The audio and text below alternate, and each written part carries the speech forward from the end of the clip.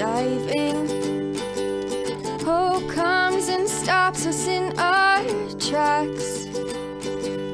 Bravely we prove in our striving, trudging together each day. Where there's a will, there's a way. All right. Good morning, everybody. Yeah. Oh, that was nice. So Restream's not even giving me any numbers. So I don't even know if anybody's even on or not. And good morning, Jackie. Good to see you.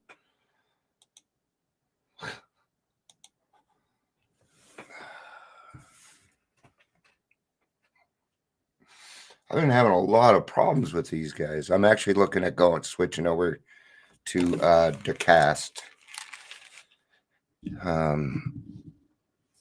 I'll just start streaming straight from my website. Takes a couple extra steps, but I think it's going to be worth it. So, that's why I'm not even live. Unable, it seems like we're already streaming to stream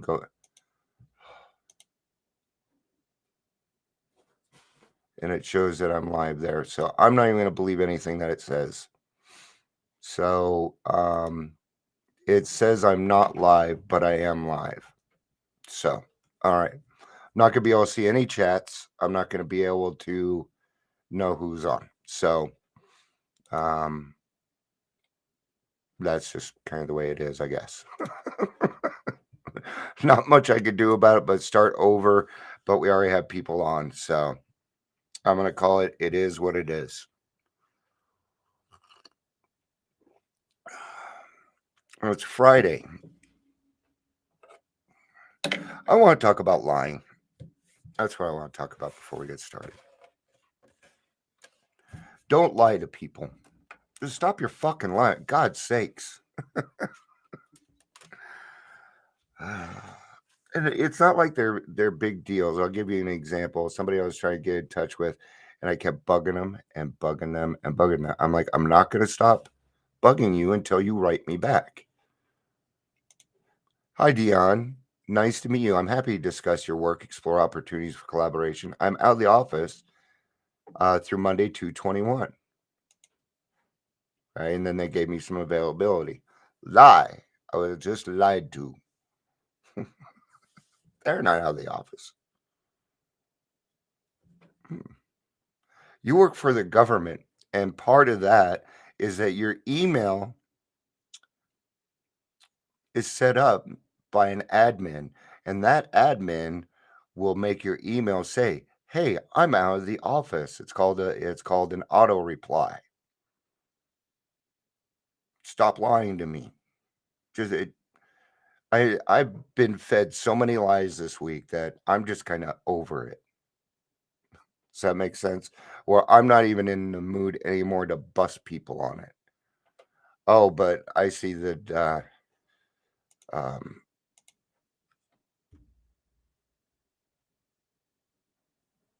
YouTube's working just fine. I feel so behind on a lot of this stuff because I see a lot of other people, they're like growing and and I have to say I'm a little jealous. But at the same time, I'm not on the same path. If there's anybody on Facebook, can you say hi? There we go. Hey, Gary. It says I'm not live, even though I'm live. So I have no numbers. So, you know.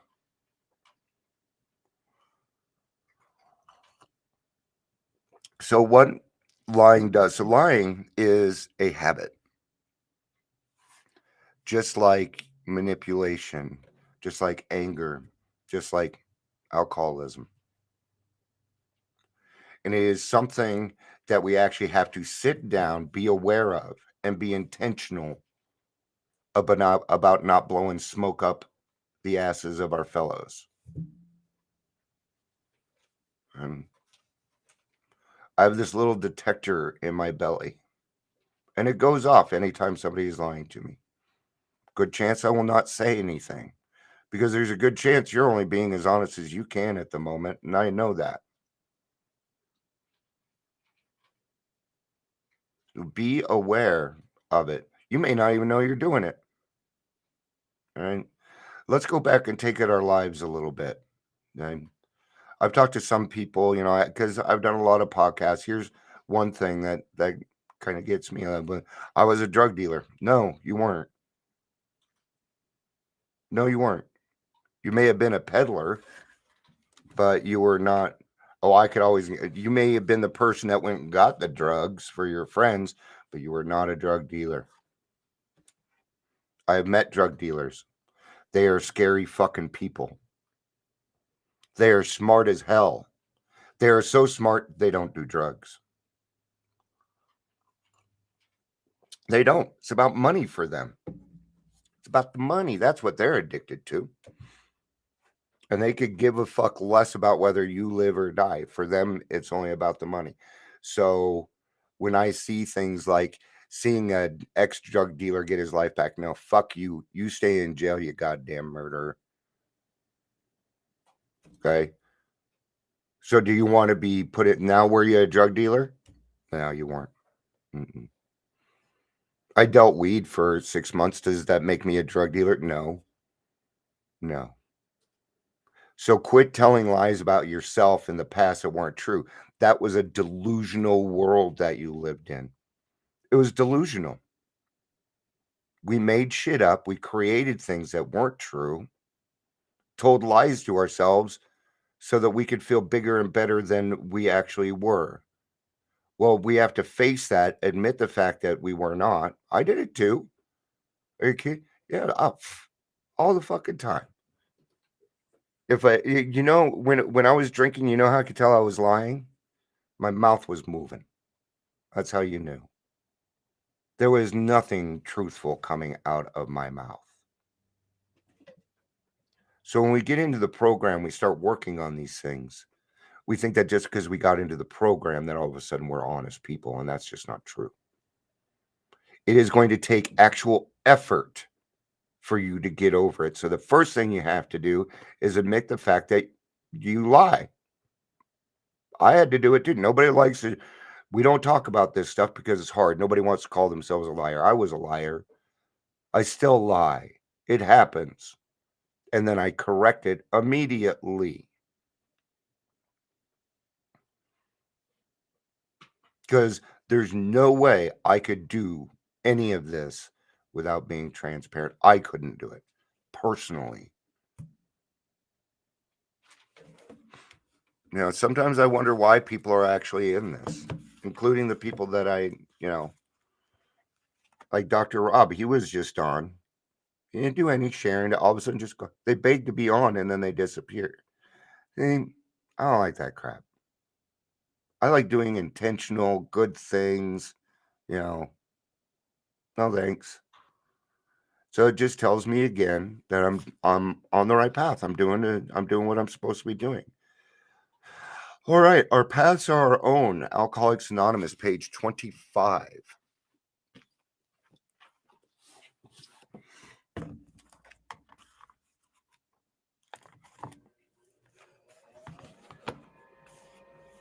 I'm going to go back a little bit because we got some time, and I'm going to go back to page 24 at the italicized. If you are on if you're watching me on Facebook, if you could say hi. I have no numbers. I don't even know how long I've been talking. Blah blah blah. So, Restream did not give me shit ever since, and I still have time. But I took it, and I got a lower. I'm not paying as much. I went to a lower system, right? Because then I can. So what it'll do is it'll stream to one group, and then I can share it instead of just it doing all three for me. It can save me less. Let's say you already said hi, Gary, but thank you for following instruction. So ever since I did that, it's all jacked up. I'm only getting like half my stuff now. So yeah, is that how you treat people? Restream, yeah. All right, so this is out of their solution, page 24. The fact is that most alcoholics, for reasons yet obscure, have lost the power of choice to drink. All right? We know the answer now. Science has caught up on us with some things, that the power of choice to drink is not yours. It is not yours from the day you are born. We are born with it.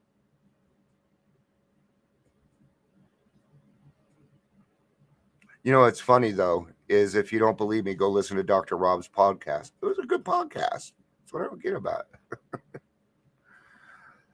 Our so-called willpower becomes not practically non-existent. That's because you didn't have it in the first place.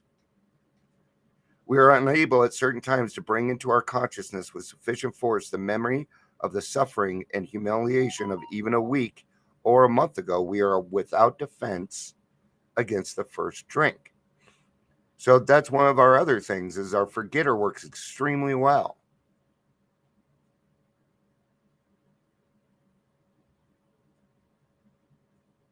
The almost certain consequences that follow taking even a glass of beer do not crowd into the mind of our to deter us. If these thoughts occur, they are hazy and readily supplanted with the old threadbare idea that this time we shall handle ourselves like other people. There is a complete failure of the kind of defense that keeps one from putting his hand on a hot stove. The alcoholic may say to himself in the most casual way, "It won't burn me this time, so here's how."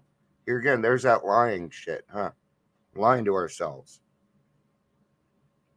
Or perhaps he doesn't think at all. How often have us begun to drink in this nonchalant way, and after the third or fourth pound out of the bar and said, "For God's sakes, how did I even get started?" Again. Only to have that thought supplanted by, "Well, I'll stop with the 6," or "Fuck it." Because that's what it says, or "What's the use anyhow?" But that's what we call the fuck it's. When you get to a place called the fuck it's, then you are ready to take certain steps. So let's see what it says next. When this sort of thinking is fully established in an individual with alcoholic tendencies, he probably has placed himself beyond human aid. Okay? And pretty much left to his own devices, he's fucked. And unless locked up, may die or go permanently insane. These stark and ugly facts have been conferred by legions of alcoholics throughout history. But for the grace of God, there would have been thousands more convincing demonstrations. So many want to stop, but cannot. There is a solution. None of us like the self-searching, the leveling of pride, the confessions of shortcomings which the process requires for its successful consummation. But we saw that it really worked in others, and we had come to believe in the hopelessness and futility of life as we have been living it. When, therefore, we were approached by those whom the problem had been solved, there was nothing left for us to pick up the simple kit of spiritual tools laid at our feet. We have found much of heaven, and we've been rocketed into a fourth dimension of existence, of which we cannot even dream. And we can't describe it either. Hi, Jill. Hi, Gary. Gary. Been saying, Gary, you're on too much. Jerry.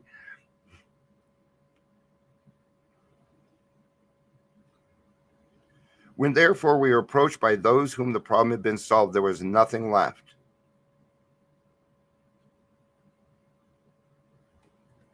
I love how this book reads things, because you still feel like it's being suggested, but it's not being suggested. What I've been reading is pretty, you got to do it, or you may die or go permanently insane. Oh, alcohol can make you go permanently insane. Yes, it's called a wet brain. Yeah. It'll do that stuff.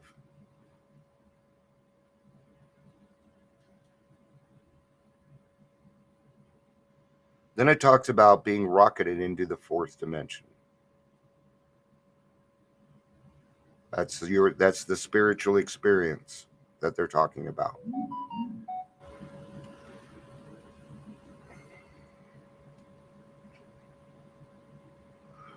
I had turned on the lizard light. That's what that was. If you are seriously, I almost skipped a paragraph. Sorry. The great fact is just this, if nothing less, that we have had deep and effective spiritual experiences, which have revolutionized our whole attitude toward life, towards our fellows, and towards God's universe. The central fact of our lives today is the absolute certainty that our Creator has entered into our hearts and lives in a way which is indeed miraculous. He has commenced to accomplish those things for us which we could never do by ourselves. Hi, Paula.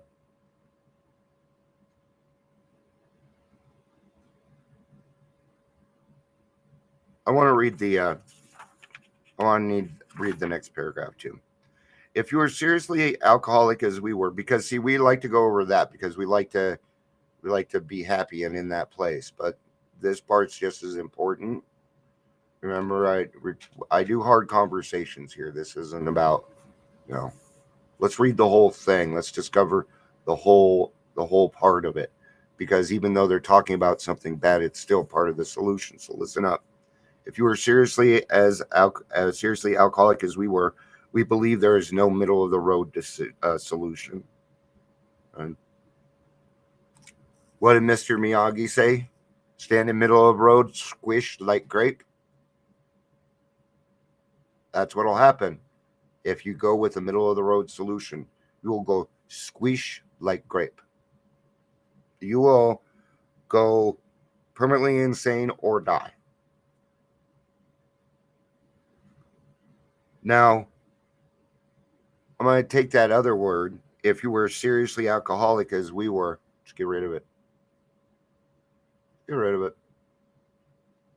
Have you had enough? That's the question. Is enough enough?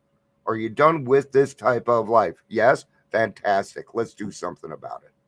I don't give a fuck your reasons why. Because they're good enough for me.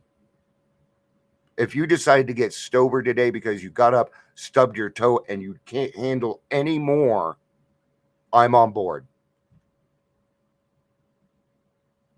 Okay? All I need is that little bit of willingness. I see a little bit of willingness in you. Oh man, you better watch out if you ask me for help. Because I become relentless. You doing this? We getting this done? Don't be afraid to call me.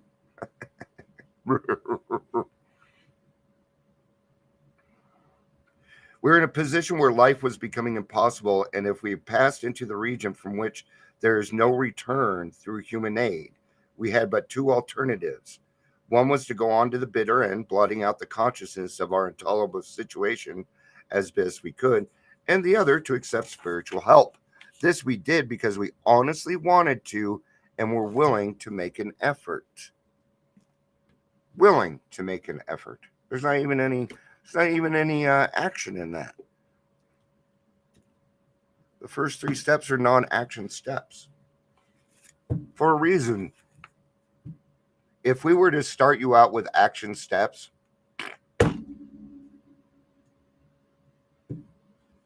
because there's certain things you need to understand first.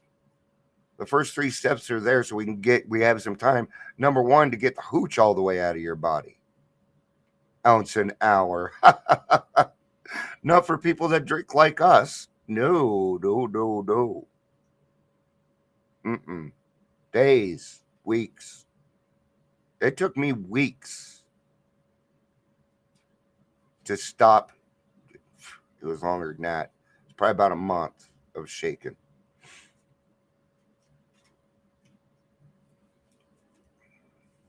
It was the changes I saw in new people who came. No, that's yesterday. Yeah, it was yesterday's. My first attempt at the steps was one of obligation and necessity. Obligation to who?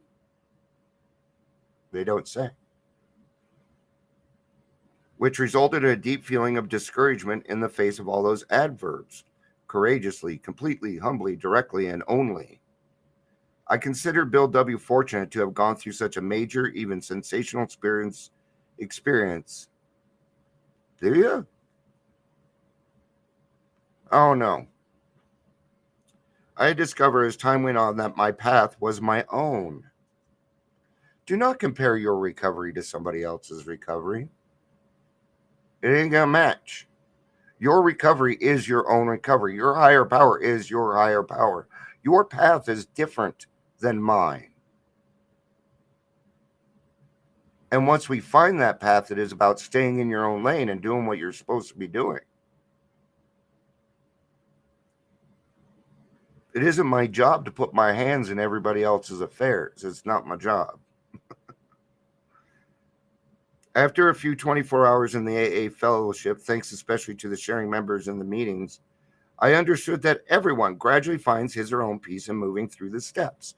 This is why it is important that you talk at meetings, to let people know they're not alone. I understood that everyone gradually finds their own his or her own pace in moving through the steps.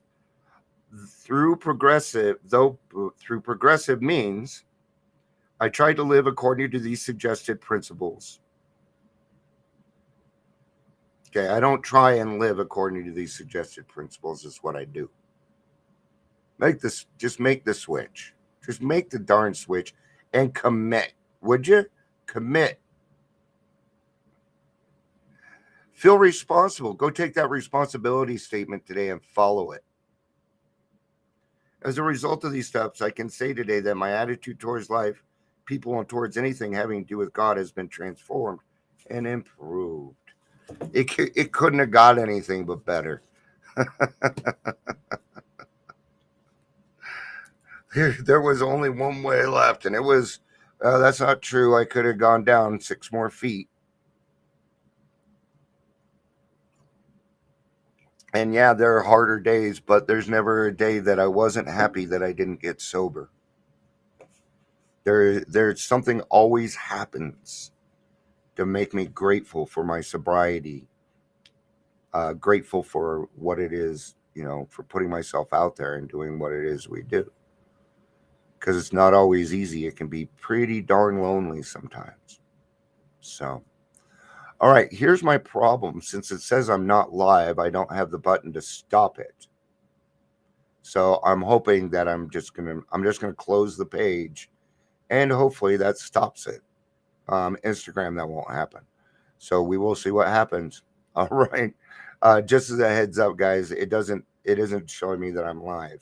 So I don't know how it's doing this, but it is. So it is what it is. All right. I love you guys. Peace out and have a day.